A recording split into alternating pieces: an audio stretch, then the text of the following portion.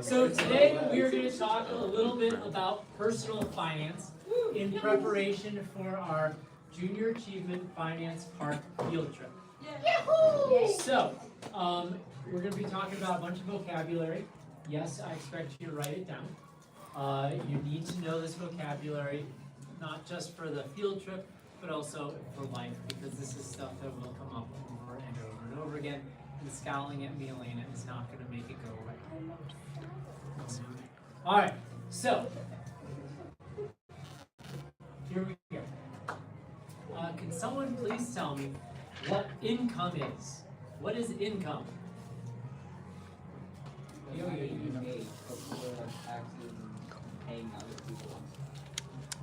Okay, so you gave us a little slightly more in-depth answer than I was looking for. Would you say it one more time, a little bit louder? The money you made, like before you take stuff out of it. So income is the amount of money you make, and income has two different types of income, and that's going to get to what Theo was talking about. We have gross income, G-R-O-S-S. I just want to prove to everyone that I can spell gross. Gross, G-R-O-S-S, gross. Amir, exactly that? Yep. Yeah. All right. So we have gross income and we have net income. Net, N-E-T, net. Amir? Yep. 2 for 2. All right. So what is the difference between gross income and net income? So let's ask, what is bigger? Is net income bigger or is gross income bigger? Thank you for raising your hand. Elena? Is the other way around. Gross is the amount of money that you make before your deductions. Deductions is going to be another vocabulary word, so you might want to put that off to the side. So we have gross income, and that is the amount of money that you make before anything is taken out. So your gross income is the largest income. Which means net income is the money that you get to keep. That's what your actual check or your bank transfer amount will be. And your net income is going to be your gross income minus your deductions. And we need to be clear, it's deductions, not expenses. Those are different. So let's talk about deductions. Could someone give me an example of a deduction that would be taken out of my paycheck before I get money? All right, Maddie? Taxes. So you will have to pay federal taxes. The federal taxes are the largest taxes. They come from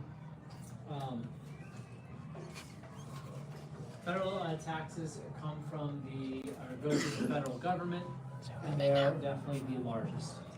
Okay. You'll have state taxes.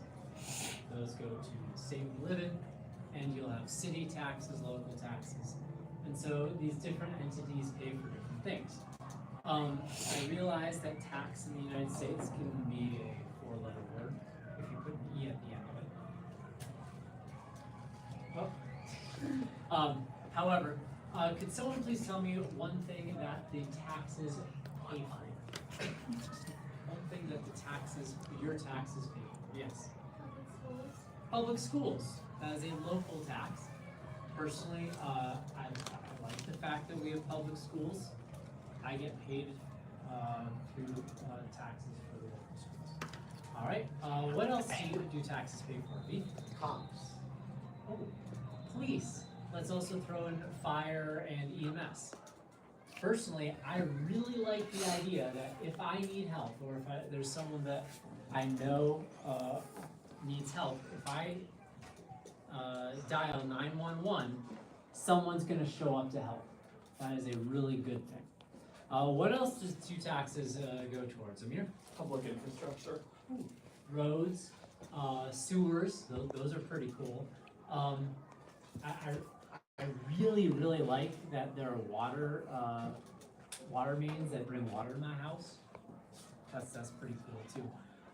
So utilities, so taxes do help towards utilities, although utilities will bring up those later. Yes? Libraries. Okay. So right now we're talking mostly about local and state taxes.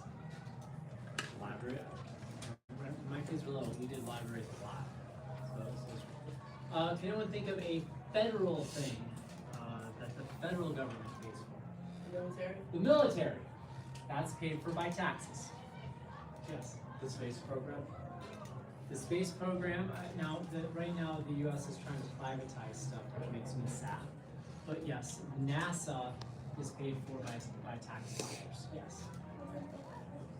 Public defenders. So public defenders will be paid for by taxes. So if you are accused of a crime and you cannot pay for a lawyer will be given to you. And so that's a public defender. There are public defenders that are federal public defenders. Those are paid for by federal government. You have state and local public defenders as well. So that would be an expense that would be common for all of those entities. Yeah, but I mean, so there are some things that I really like that we do that are made possible by taxes. So other things, you know what? Providing unemployment benefits for those who lose their job. Personally, I like that idea.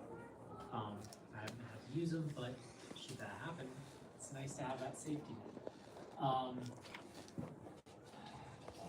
You know what? If you talk about any of those, what is that called? CHIP. Do you know what CHIP is? Something you eat, close. That is food, money for food for mothers and children. So it's like those kind of social welfare programs are paid for by taxes as well. So just remember that when we talk about taxes and reducing the federal, reducing government expenses, most of those expenses go towards people's salaries. So when we're talking about reducing government, we're talking about reducing jobs. So does that make sense? So we can argue whether we should or should not spend some money in taxes, but taxes are pretty necessary and we all benefit from them. All right. Now there are some other things that we pay for that are deductions. So federal, state, and local taxes are all a deduction. Can anyone think of another deduction that is a government program that is really popular? Yes. Social Security is a popular government program. It is socialist in nature, but here's the deal. Before Social Security, you only retired with the money that you personally saved. Are people good at saving enough money? No. So what that means is when you can no longer work, if you didn't save enough, you lose your house, you can't eat, you're out on the streets. Who wants grandma out on the streets? Me. There's always one. Because it's your own fault for not saving, right? Okay. But most people don't want grandma out on the streets. So Social Security is a program for retirement for Americans that allows for some income after you retire. Are you going to get rich in Social Security? No, you will not. However, it will be enough money to live. And I like that idea. So the way Social Security works is if you are in a job that pays into Social Security, I am actually not, but we can talk about me in a second. So most jobs pay into Social Security. So what that means is if I were paying into Social Security, I would be paying money to the federal government, and that money would then be turned around to help the people who are currently retired. And then when I retire, the people who are still working would be paying into Social Security, helping. So it's a sort of a play it forward type of idea. So that one is really, really popular. But the most popular government deduction, any ideas? It's Social, it's normally mentioned with Social Security.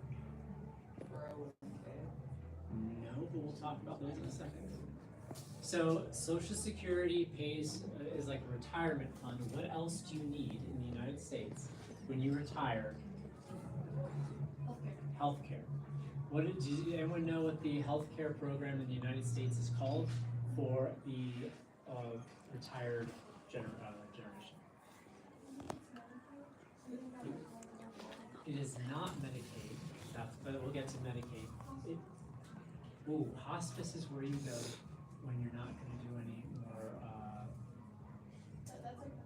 Yeah, so like if you have a terminal illness, you would go into hospice care, so you don't like try to prolong your life. You just try to be comfortable. That's kind of like what old people are. We're gonna skip over that. Okay, the health care for the elderly is called Medicare. Medicare, it sounds very close to Medicaid. Medicare is by far the most popular federal government program. It provides low expense. I don't really know exactly how it works because I'm not there yet, but it is providing affordable health care to the elderly. And it is, people who talk about the evils of socialized medicine will then turn around and say, whatever you do, don't touch my Medicare, which is funny because Medicare is socialized medicine. And it's the most popular thing the US government does. Just think about that. Okay, so Medicare and Social Security are two major deductions out of your paycheck. And I don't even think we need to talk about why Medicare is helpful. It is pretty obvious. We brought up the idea of Medicaid. Does anyone know what Medicaid goes towards? So Medicare is for the old. Medicaid is for the young. Middle. Cool. So Medicaid is a program that provides health care for the poor. Now the big difference is Medicare is a federal government program. It's paid for by the federal government and covers everyone in the United States. Medicaid is subsidized by the government. However, it is a state-run program. It is still a deduction. Well, I haven't looked at my paycheck, but yeah, I don't know if it's taken out in taxes or if it's its own line. But yeah, it would be in there. And so your Medicaid benefits will differ drastically based on what state you live in. So if you're in a state that's more liberal, you'll probably have more benefits and a higher threshold to get benefits. If you're in a more conservative state, it's probably a little bit less benefits, and you have to have a lower income to start getting benefits. Medicaid has been in the news a lot recently because the federal government is trying to stop helping states pay for these benefits. And so that is a very real thing for a lot of people. So, other questions about these deductions? Okay. Theo brought up the idea of a 401k. Now, here is a 401k. A 401k is an opportunity for you to save money for your retirement. And the cool thing about a 401k is this. The money that you put into your 401k is taken out of your paycheck before taxes are calculated.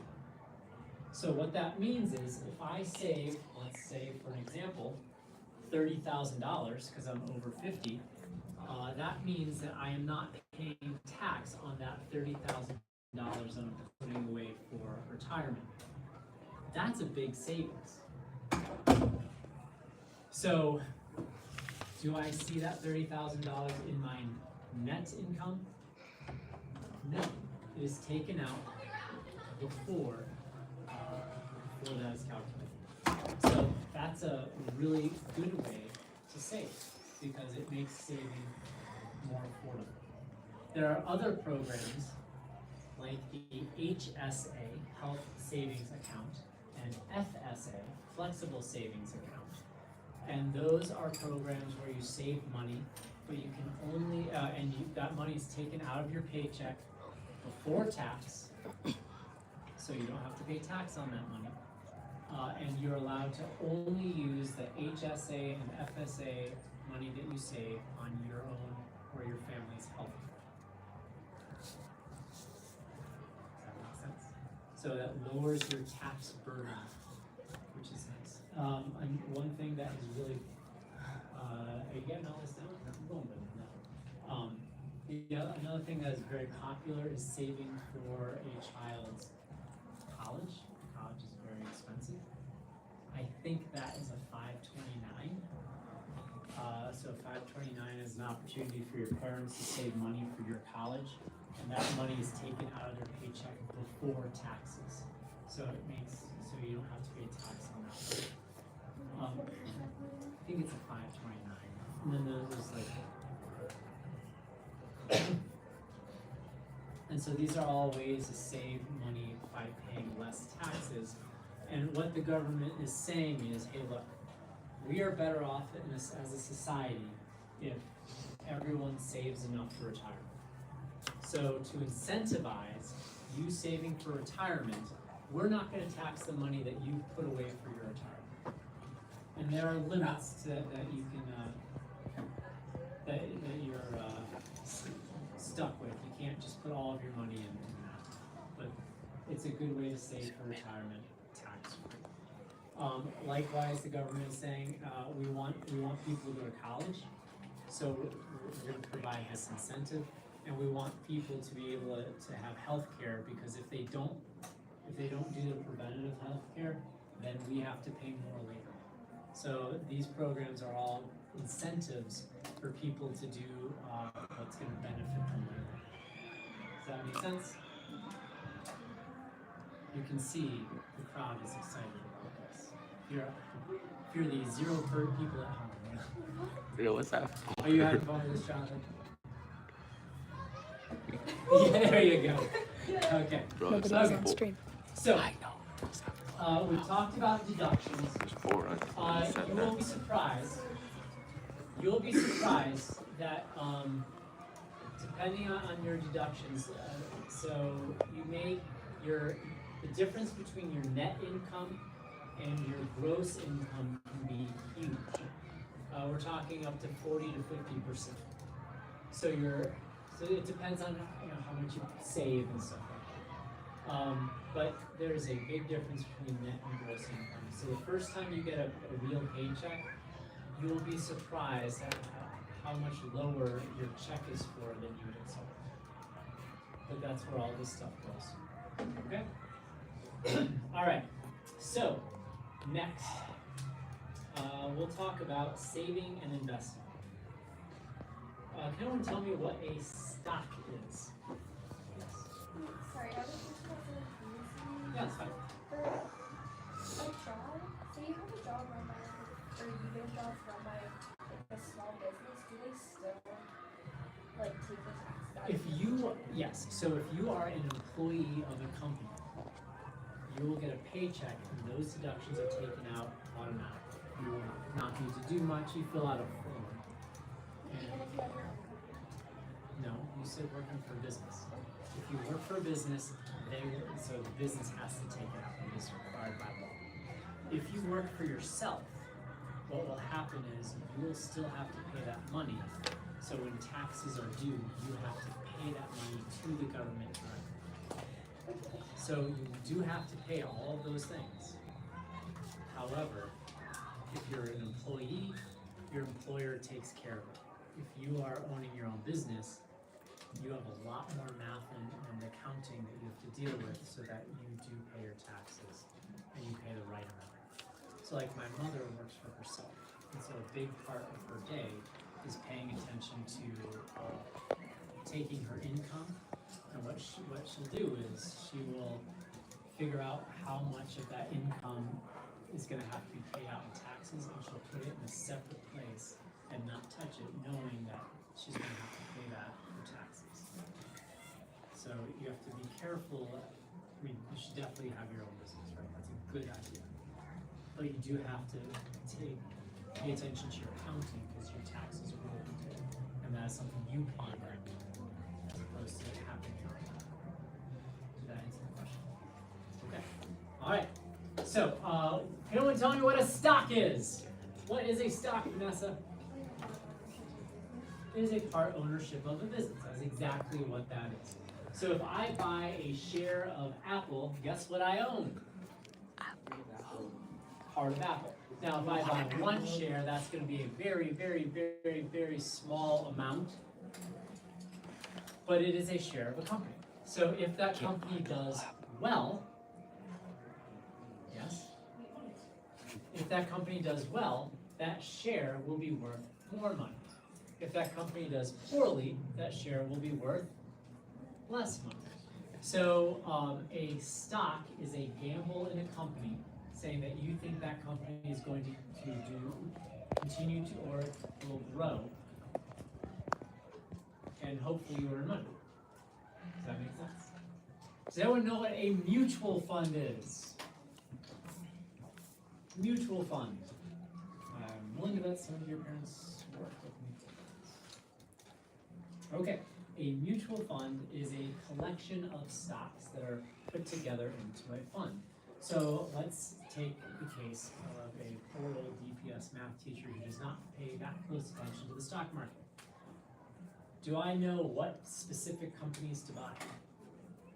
No, I don't, right?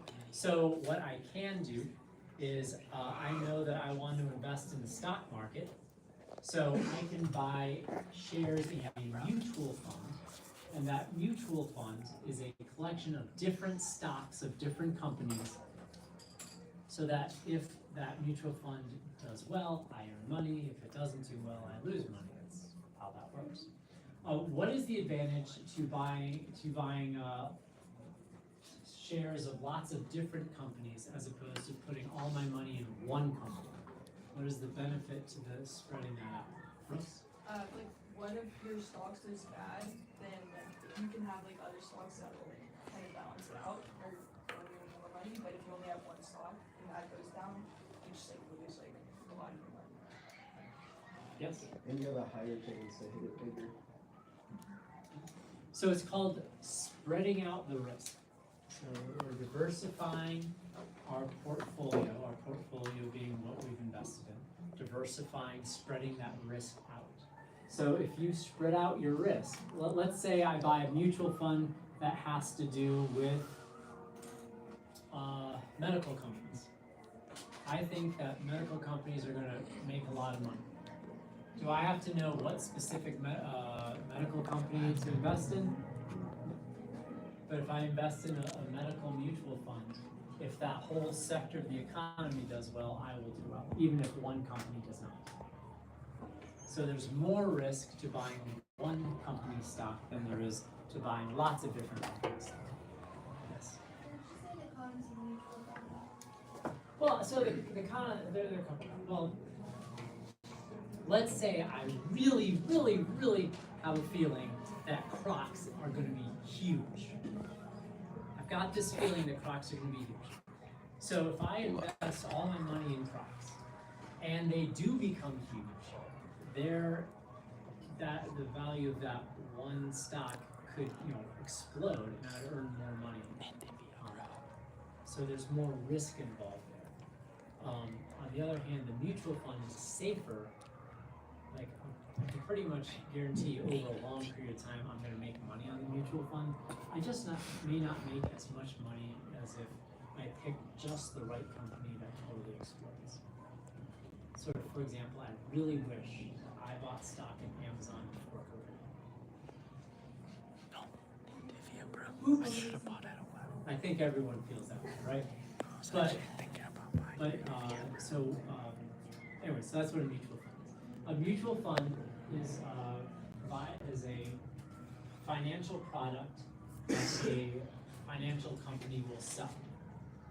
And a mutual fund is managed by people.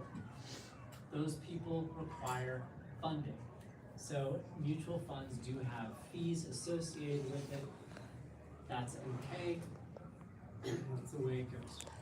I just wanted to differentiate between an index fund. An index fund is very much like a mutual fund, except it is not managed by a person. In other words, it's saying this is what we're gonna do, and we're not gonna buy and sell different companies, we're just gonna keep it in this. So an index fund will have lower fees associated. The benefit to the index fund is, you know how compounding growth works from the unit growing. So that means that if I have less fees, the money that I earn gets reinvested, so I'll get more money reinvested, so it can grow. Typically, index funds are the better way to go, just as a, but there's nothing wrong with mutual funds either. Doing okay? Okay, got that all down? Okay. What's a bond? Someone tell me what a bond is. So bonds are distinctly different from stocks and not the same. Theo? They're kind of like stocks, but like with the government. They are typically with governments or large corporations, yes. So a bond is not buying ownership in a company. You definitely want to know that. A bond is a loan that a company is asking for. And you have all benefited greatly from a bond. Denver Public Schools needed to build classroom space. For example, maybe some classrooms over there, and maybe a gym, and the 5th and 4th grade hallway. But Denver Public Schools didn't have enough money right away to pay for this construction project. So what DPS did is they issued a bond. They're saying, hey, we're going to build more classroom space. We don't have the money right now, but if you loan us money, we will pay you back your money in 10 years, plus a certain amount of interest. So a bond is typically, but not always, but it's typically a safer way to invest your money. So people gave DPS money in the bond. They built the classroom space, and then they paid that construction project off over time. And that's how we got our larger school. Governments and large institutions typically are the ones issuing bonds. Now, the interest that you earn on the bond will depend on how risky the bond is. So, what's going to be, so here's the risk. It is possible that the issuer of the bond runs out of money and can't pay you back. Then you would lose your money. What's going to be riskier? Loaning money to, say, Rwanda, or loaning money to Germany. So loaning money to Rwanda is going to be riskier. Therefore, the interest rate that you would earn will be higher because there is more risk. So when it comes to investing, the higher the risk, the higher the interest rate you could earn. But the higher the chance that you will lose your money as well. So that's where those interest rates come from. Interest rates in bonds have been in the news recently. There is a company called Moody's that will rate governments and other agencies and based on their likelihood of paying back their bonds. And recently the United States' bond rating has gone down noticeably. What that means is for the U.S. government to borrow money, it will cost them more in interest. Is that a good thing for the government? No, that's really bad. So that's how the bonds work. Are there any questions on stocks and bonds? Okay. You guys are doing great because this is a long lecture. Brain break. Yes, your brain break is going to be talking about expenses. Person left after saying that. All right. Expenses. So expenses are not taken out of your paycheck. Expenses are things that you have to pay for out of your net income.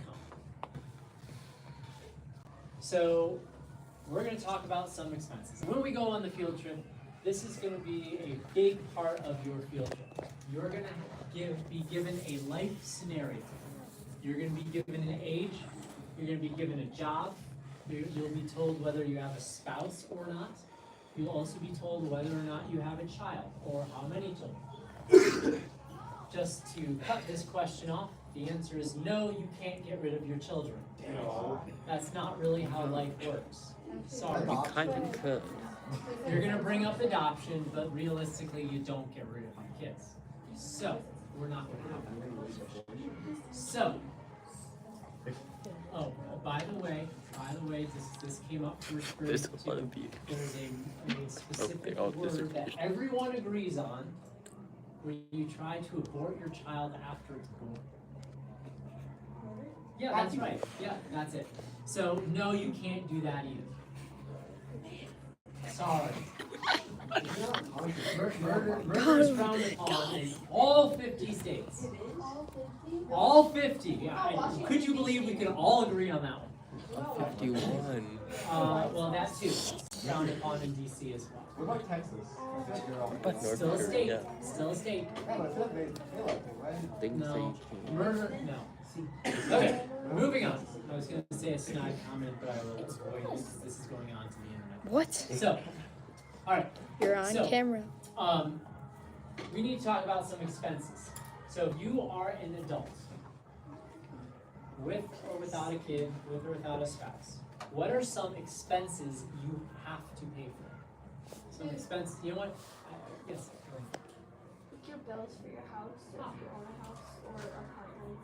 You just had a lot of stuff there, so let's unpack that. I hate that phrase. Your house. What? Unpack. I used it. So you said bills for the house that you have or rent. So let's talk about housing. So housing is a major expense that you will have. It will either be a mortgage payment or it will be a rent payment. It will be one of the two. Sorry, no cardboard boxes out by the river. That's not allowed in this game. So, a mortgage payment is debt. So if you buy a house, most people are not able to afford a house right away. It's kind of like a bond from a bank. You are going to go to a bank or other financial institution saying you want to buy a house. They will give you the money to buy the house in exchange for you paying them back over normally about 30 years with interest. And so that's a mortgage payment. Is a mortgage debt bad debt? Typically, no, it's not bad debt because the value of your house will typically increase. Therefore, a mortgage will help you earn money, even though you have to pay. Does that make sense? Okay. A rent payment is not a loan. A rent payment is saying that you're going to pay a certain amount to a landlord who owns the house. And so, do you own that property or are part of that property in a rent payment? No. Do you own part of that property in a mortgage payment? Yes. And at the end of the 30-year mortgage, you will own the whole thing. So there's an obvious advantage for growing wealth for buying, not renting. Sometimes renting makes sense. Most of the time buying makes sense. So depending on your life circumstances, one or the other. So that is your number one expense that needs to be listed under your expenses. Any ideas roughly what percent of your income you can allocate for your housing? What's the, I mean, obviously 0%, but that's not realistic. So what is the maximum that you should be looking at for your housing expense? What percent? 33. 1/3 of your income about can go towards, and that's 1/3 of your net income, not your gross. So this is a budgeting game. You're gonna have to find housing. So, you do not wanna go over 30% for your housing expenses, because that, if you do, it's gonna make everything else much, much harder. All right, so we have a house, and Elena also mentioned utilities. You're gonna have to pay for the water you use, the electricity you use, the gas you use. There's another utility that has become a necessity in my lifetime that was not before, and that would be the internet. Nowadays, it's difficult to work or hold a job without connection to the internet. Unless you, obviously, you don't have to do it through Wi-Fi. You could also do it through your phone. So I would also argue that your phone payment is also a utility, because it is really hard to get through life right now without cellular service. Life just got a little more expensive. I think most of you like your phones. So, okay. All right. Can someone give me another expense? Any big ticket expenses here? Here. Maybe a car if you work hard enough for your house. Yeah, transportation is definitely going to be an expense. So there's always public transportation. There's always a bike or walking. But most people in the United States need to have a car. So a car you can either buy or lease. A lease is a rental agreement. So if you lease a car for 2 years, you keep the car for 2 years. So at the end of the 2 years, do you get to keep the car? No, it's not yours. You have to give it back. If you buy a car and you pay it off in 5 years, which is about typical, at the end of 5 years, do you own the car or do you have to give it back? You own it, so it's yours. Do car purchases end up being investments, or do you end up losing money for those? Losing. Cars depreciate. So as soon as you drive that car off the lot, the value of that car has just gone down. So I'm not saying don't buy a new car, but just know that cars are not investments. But what if you're really famous and you can say, I drove this car, so you can drive it? I can't wait for that day to happen. Okay, so does that make sense? So car payments or leasing payments. Now, I'm not saying leasing is bad. I'm not saying buying is good. It depends on your circumstance and what you need the car for. Sometimes leasing a car for 2 years makes more sense than buying it. There are advantages and disadvantages. You just need to pay attention to that. All right, so we have transportation, we have housing, we have utilities. What else do we have to pay for as adults? Yes? Insurance. That is huge. Insurance is crazy expensive. And you have to have health insurance. Health insurance typically comes through your employer. So if you are not employed, you typically do not have health care, or you're paying a lot as an individual for health care. You need to have car insurance if you have a car. Again, crazy expensive, especially if you have children who are driving. Oh my God. And then you also have home insurance. Life insurance you can or can't have, it's up to you. That tends not to be too expensive, especially when you're young. But you do have to, so if you buy a house, you are required to have insurance for that house. If you rent a house, you probably want renter's insurance too.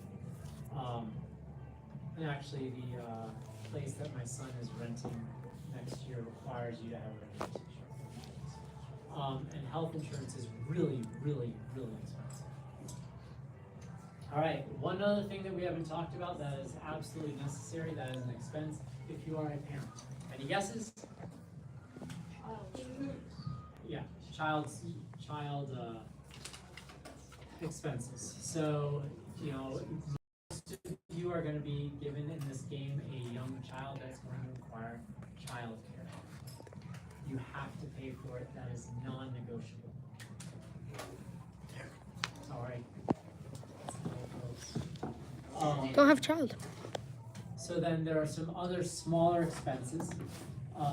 You need, so people don't do very well without entertainment. So having an entertainment budget is a good thing as well. You know, clothes. Naked is fine, but clothes tend to be more socially acceptable.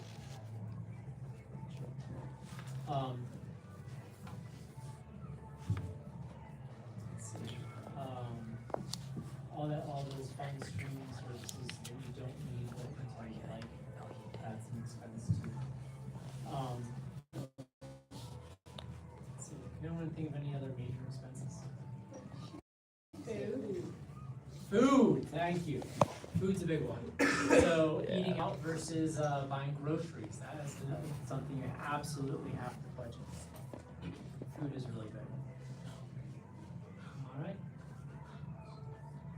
All right. So the last thing I want to bring up is credit cards and debit cards. Does anyone know the difference between a credit card and a debit card? Taylor. A credit card is, so if you have good credit, there's probably better options. So a credit card is something that you can pay for, and usually at the end of the month you pay it off later.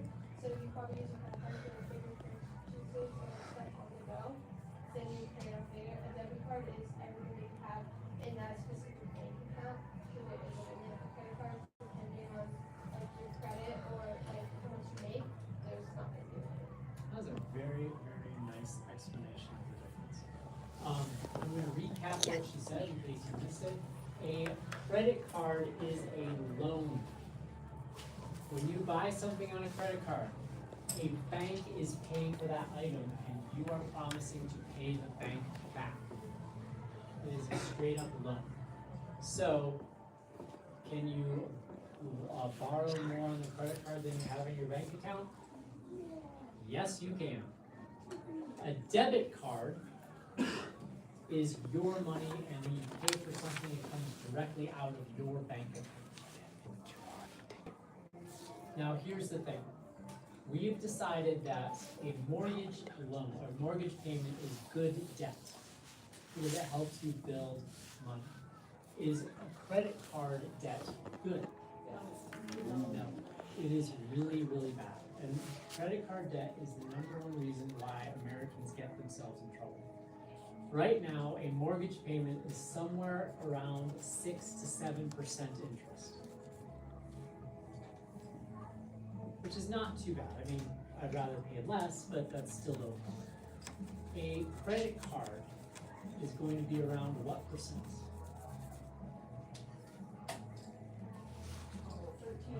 20. So a credit card interest rate is going to be around 3 times as much as a mortgage payment. And so it is really easy to get into trouble if you don't pay your debt every month. You've got to pay your debt every month. So that is really, really bad. You may have noticed that there is some places will have a lower price for debit cards as opposed to credit cards. Any idea why? Well, the debit card is just money from you, but credit cards, you have to be able to pay more money to use them, so it's better to have a higher payment. You're getting to it. Credit card companies are banks, right? And so what they are doing is they're saying, hey, King Supers,